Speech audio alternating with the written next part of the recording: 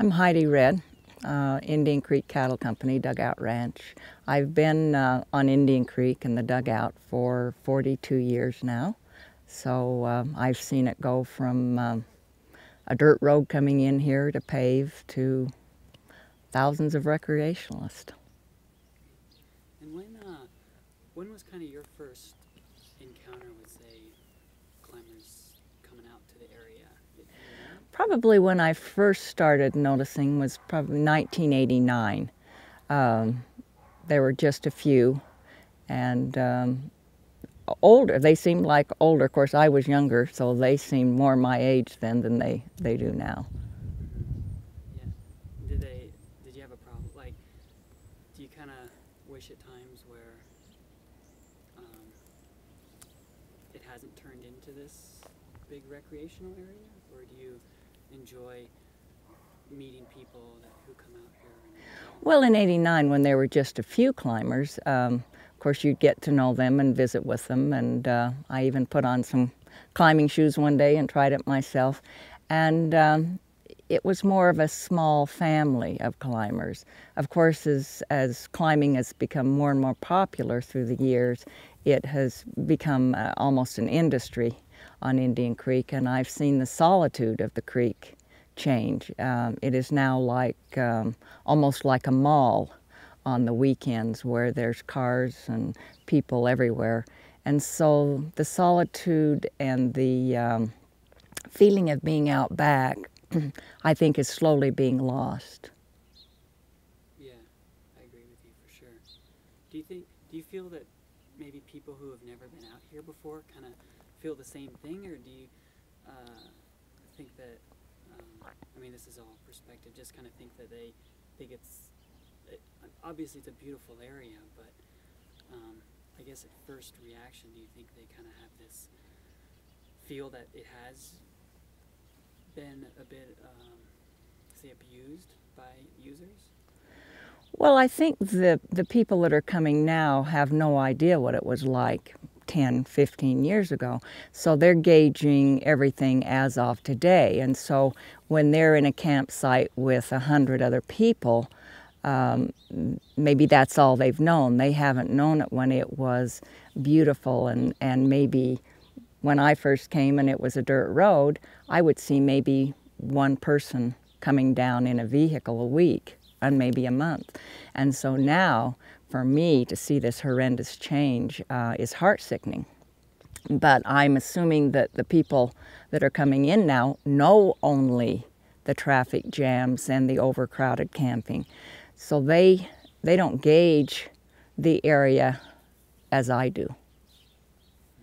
And so what was it like when I mean, can you tell us a little bit more about what it was like when you were first here? I mean, so you're talking like one car a week?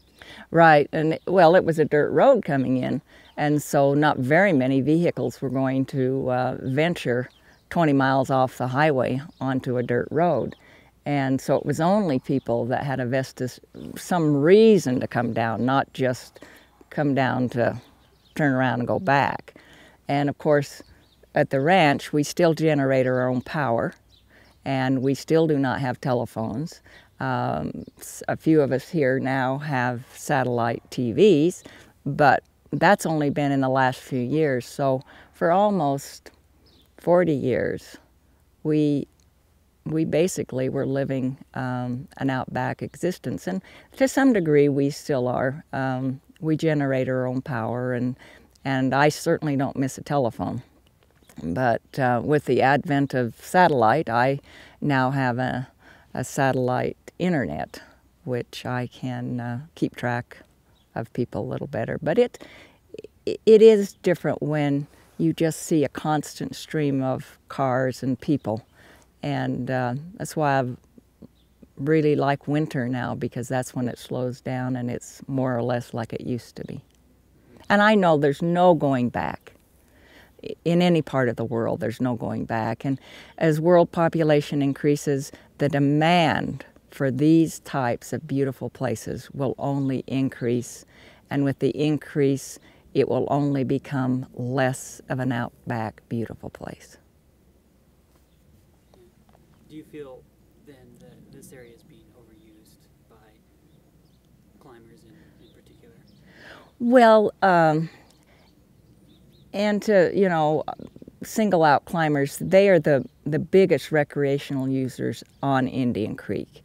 And I see on a yearly basis more and more inroads that they just create roads because one campsite is full, and so the BLM doesn't have designated campsites, so they'll make a new road and a new campsite.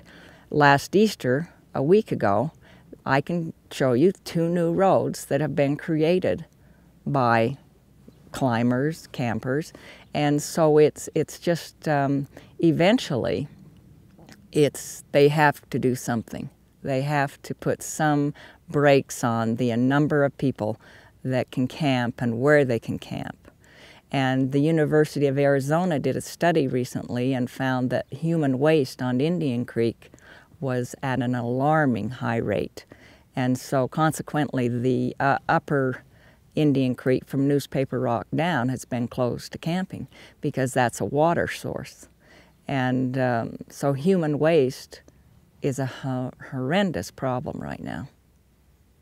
And I know the climbers, we've had our conflicts, but the one thing I have noticed with the younger climbers, when you do talk to them and have a discussion with them, they are very sympathetic and understanding and trying to get along and trying not to cause problems.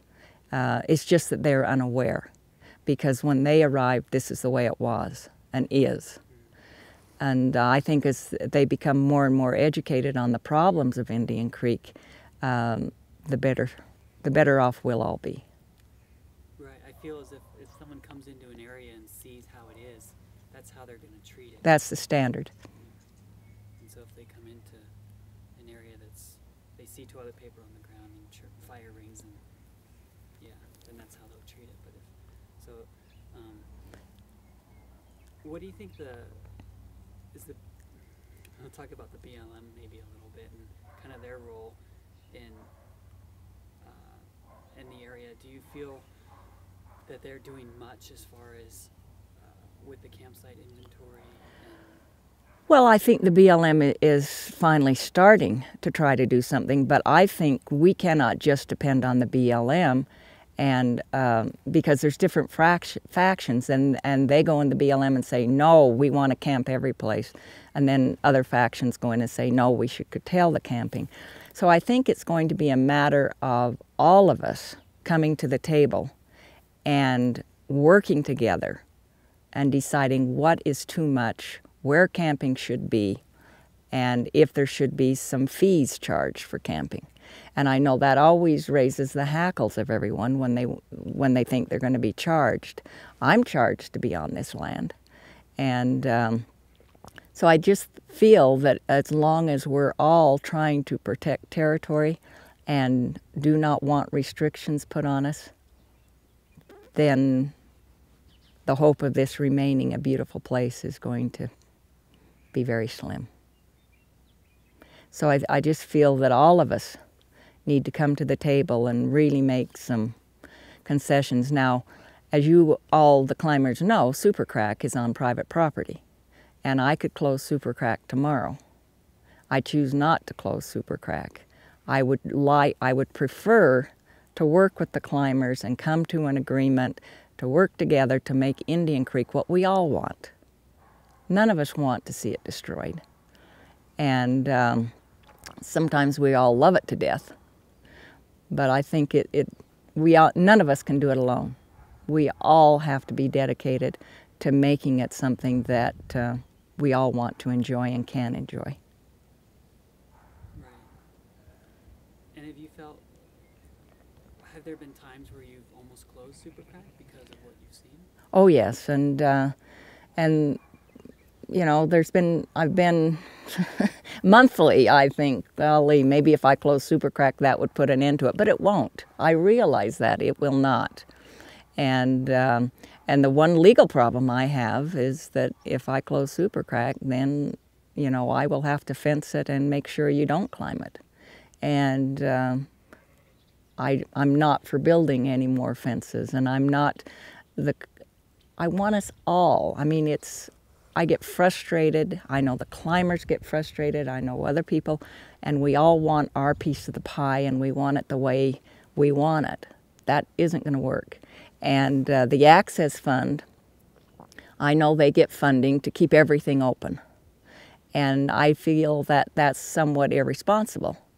I think the Access Fund should be more concerned about preserving Indian Creek and not exploiting it and making campsites everywhere.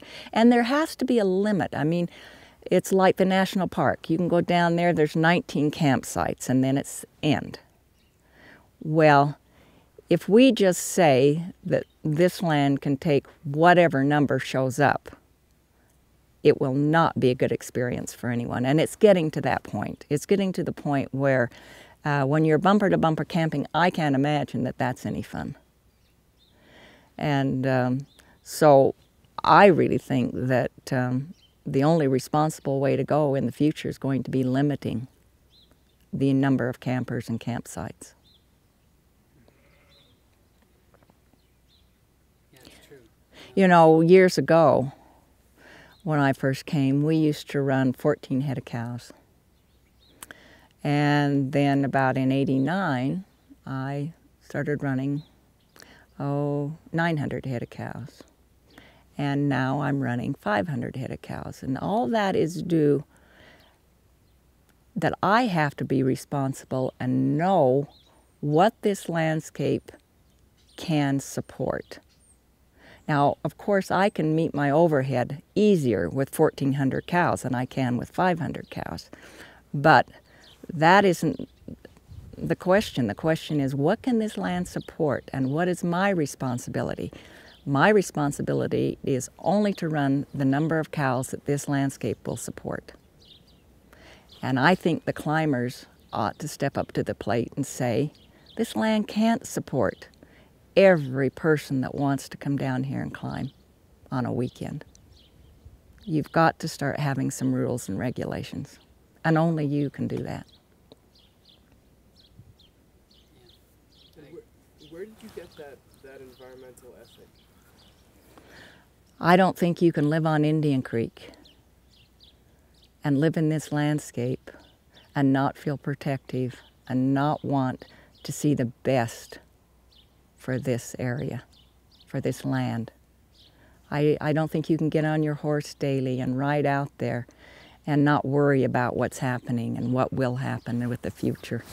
And one of my prime motivations in life is to see this place undeveloped. I sold it to the Nature Conservancy 10 years ago so that it would never be developed. And I know all of you have seen development all over the West, all over your favorite places you go, and there's little ranchettes and little houses. My family sold at a bargain basement price so that this place would be preserved. And yes, it is a historical ranch, and the Conservancy has guaranteed that it will remain a working cattle ranch, but a responsible working cattle ranch. And so I just feel that until recreationalists start taking some responsibility, it's doomed. And so how do these people, I mean, for someone who's flying in from New York, for instance, who doesn't ride a horse every day, like, how does that sort of thing get into their bloodstream in the way that it's in yours? Maybe the only way, and for me, it's through communications through the climbing organizations that then can write articles and do interviews, that they can enlighten other people to how fragile this desert is. I mean, you climb your rocks and you pound in pitons and you camp, and this is a fragile environment. The marks that you make on those rocks are now going to be there forever, through our lifetimes and beyond. The campsites that you're making and the inroads you're making, those marks are going to be here forever. And so the only way that I think we can get the word out and make people understand is through conversation, through writing articles, and hopefully I've had some real conflicts, verbal conflicts, and none of those things leave me with a good feeling. That isn't what Indian Creek is about in my heart. It isn't about conflict. It isn't about me against you. It's about loving this place and seeing that it remains a beautiful place to visit. Conflict is, I think, contrary and contradictory to my being on Indian Creek. Do you know historically if cattle have always been run through here? Yes, since 1889. We've had cattle on Indian Creek. And the Indian Creek Cattle Company has been established since 1889, so yeah, we've been here a long time running cows. And that's how long this ranch has been here then? Yes. It's a long time. Yeah, it's a very long time.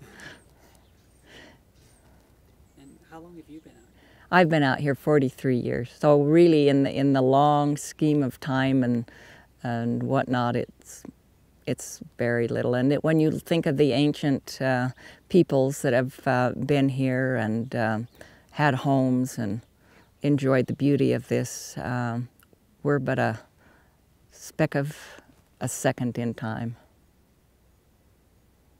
But it doesn't lessen our responsibilities here. When we enjoy this area, then we should take upon our shoulders the responsibility to see that it remains a beautiful place for your children and my grandchildren and people to come.